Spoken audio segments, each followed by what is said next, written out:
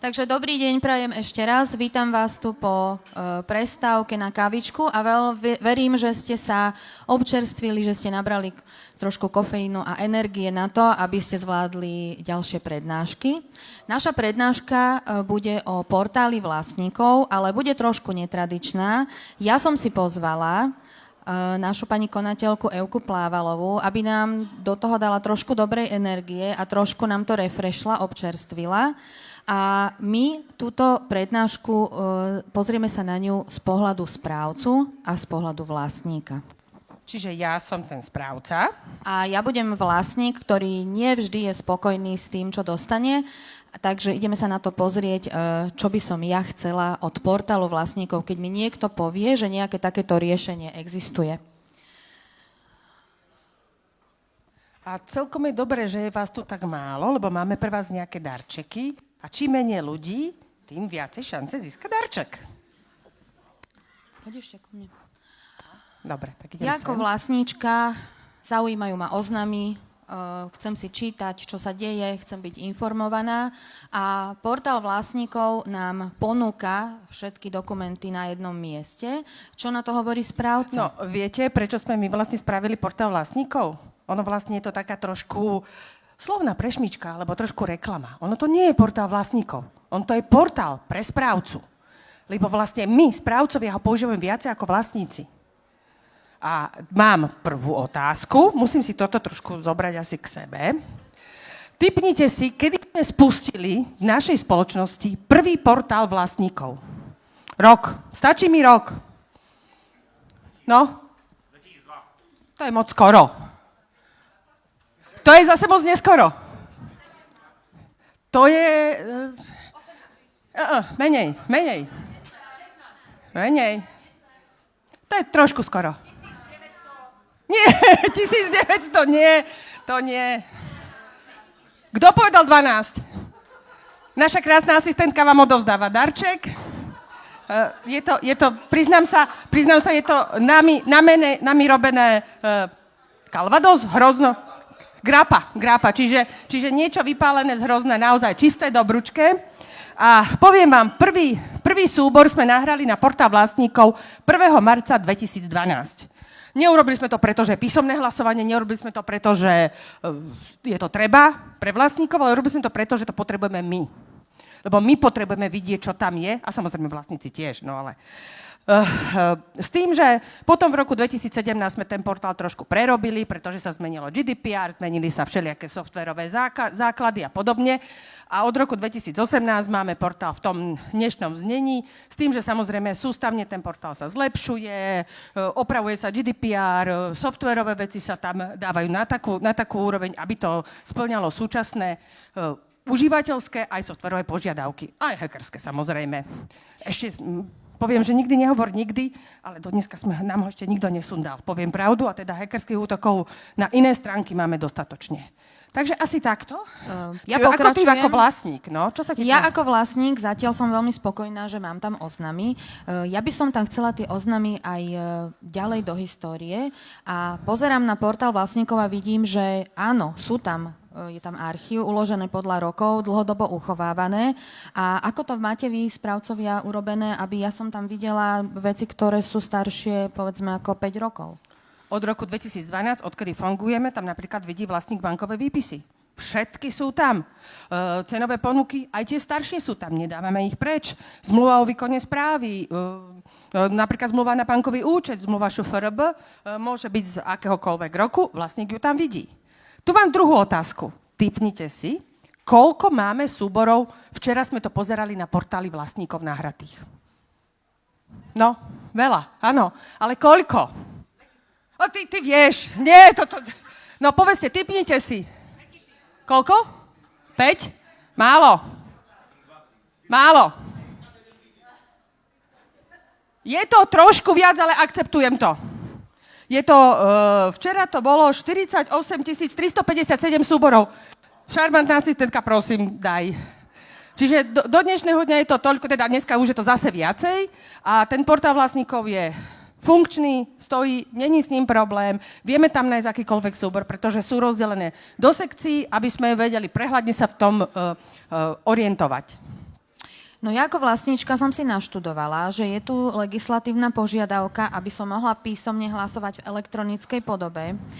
Pozerala som sa na portál vlastníkov, či je to možné a našla som, že áno. A veľmi ma prekvapilo, že okrem toho, že to zorganizujete, naplánujete dopredu a je tam množstvo automatických funkcií a automaticky vám to generuje hlasovacie listiny a posiela mi to notifikácie. No toto sa mi veľmi páči. No samozrejme, že to budeme robiť automaticky. Ešte vám pripomenieme, že ste hlasovali. Čiže ak ste nehlasovali, tak vám pripomeniem, že ste nehlasovali, by ste hlasovali. Hej? Lebo poviem vám zase inú štatistiku z portálu.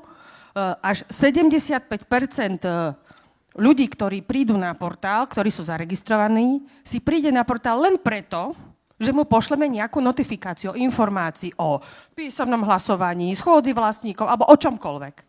Čiže naozaj, akože vás vlastníkov treba trošku niekedy posunúť, aby ste vôbec akože niečo robili, ale to všetci správcovia my vieme. A tu mám ďalšiu otázku. Kedy sme urobili vo VSD prvé písomné elektronické hlasovanie? Tu bude rok a mesiac. Kto si odhadne? Prosím? Trošičku neskôr. 24 nie. Trošičku 21. Prosím? Nie. Dobre, nebudem vás naťahovať, dopovedal august 20. Je to november 21, ale akceptujeme, lebo nebudeme sa tu naťahovať. Páči sa naša asistentka vám, náš kolega asistent vám odozdá. Hej.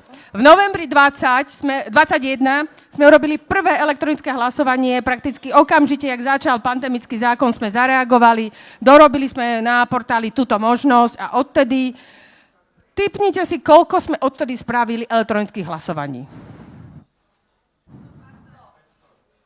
500 je veľa. To by sme museli mať aspoň, 300-400 domov. 100 je málo. 200 je veľa. To je málo. Je to 172, ale je tam akože nejaká chybička. Áno, 172 hlasovaní elektronických sme urobili, v ktorých sme hlasovali na rôzne otázky, zvýšenie fondu držby o práv, aj napríklad sme hlasovali o odsúhlasení štátneho fondu rozvoja bývania, rôznych komerčných úverov, proste naozaj všetky otázky, ktoré sme potrebovali, sme od toho novembra 21 robili aj elektronicky a máme s tým veľmi dobré skúsenosti. Dokonca domy, kde je veľa starých ľudí, staré mesto, tak sme prekvapení, že tam veľmi veľa ľudí hlasuje elektronicky. No ja ako vlastníčka pokračujem v téme elektronického hlasovania, lebo už je super, že viem to zahlasovať elektronicky. Mňa ale teda zaujímalo to, čo už si začala túto tému. Ako to potom dopadne, že ja zahlasujem, ale tá finančná organizácia alebo nejaký ten ústav, ŠFRB, banky, neviem, či vám to akceptujú. Pozerala som sa na portál vlastníkov a vidím, že máte všetko zabezpečené tak, ako si vyžadujú bankové inštitúcie, či už je to jednoznačná identifikácia, auditná stopa, skvelé sú potvrdenia o hlasovaní, ktoré prichádzajú na mail k nám vlastníkom, takže opäť ďalšia časť, ktorej som si nebola istá, že či máte, ale je to tam. No, prepáč, že ťa, Paťka, prerušujem, ale to sa opýta mojej kolegyne Ľudsky. Ako je to zo ŠFRB? Takže vzhľadom na to, že sme aj minulý rok boli jedni z tých prvých, ktorí kontaktovali ŠFRB kvôli zmene DPH a máme s nimi veľmi dobré vzťahy, čož teda môžem povedať, tak ŠFRB nám všetko akceptuje, ale keď sa menia zákony alebo vyhlášky, tak zo ŠFRB komunikujeme dopredu, aby sme si boli istí, že tie hlasovania nie sú zbytočné a že všetko prebieha tak, ako oni potrebujú. A je jedno, či to je štátny fond, je jedno, či to je aj komerčná banka. Najprv ich oslovujeme, aby všetko mali naši vlastníci v poriadku a akceptovali aj akýkoľvek náš papier z nášho portálu vlastníkov. Ďakujem, Ľudská. Takže naozaj nie sú žiadne problémy. Všetky hlasovania, ktoré prejdú, že teda vlastníci súhlasia, vieme s nimi ďalej pracovať. Dobre. Ďalej, chcela by som byť informovaná v aktuálnom čase. Keďže máte elektronický online systém, tak ja ako vlastníčka si myslím, že či už som doma, alebo na dovolenke, alebo kdekoľvek, tak ja by som chcela, vidím, že máte notifikácie do e-mailovej schránky, ktorú vám poskytnem, a čo ma najviac potešilo, je potvrdenie o zahlasovaní, ale hlavne to, keď zabudnem zahlasovať, že ma to upozorní niekoľkokrát, aby som naozaj hlasovala, a toto mi príde ako veľmi dobrá funkcia, ktorú máte. Presne tak. Náš portál vlastníkov my používame voči vlastníkom takým spôsobom, že naozaj denne od našej CC sekretárky idú maily jednotlivým vlastníkom, teda idú informácie o schôdzach alebo oznamy alebo podobné veci. Takisto ako náhle sa niečo zmení na portále, nejaký súbor, vlastníci, ktorí si odsúhlasia notifikáciu, tak príde im informácia, že tam je nejaký nový súbor a oni sa vedia pozrieť na portál, čo sa deje. Samozrejme, keď to vlastníka obťažuje, vie to vypnúť a nemusí mu to chodiť. Čiže nechceme obťažovať naozaj nejakým dátovým smogom niekoho, kto to nechce vidieť. Pozerala som si elektronickú nástenku, lebo viem, že niektorí vlastníci medzi sebou diskutujú, ale viem aj o tom, že táto nástenka môže mať aj plusy, aj mínusy. Poviete nám? Elektronickú nástenku sme nezaviedli a ani ju nezavedieme z jednoduchého dôvodu. Vlastníci diskutujú, začnú sa medzi sebou ohovárať, začnú riešiť svoje susedské vzťahy. Toto nie je pôda pre správcu.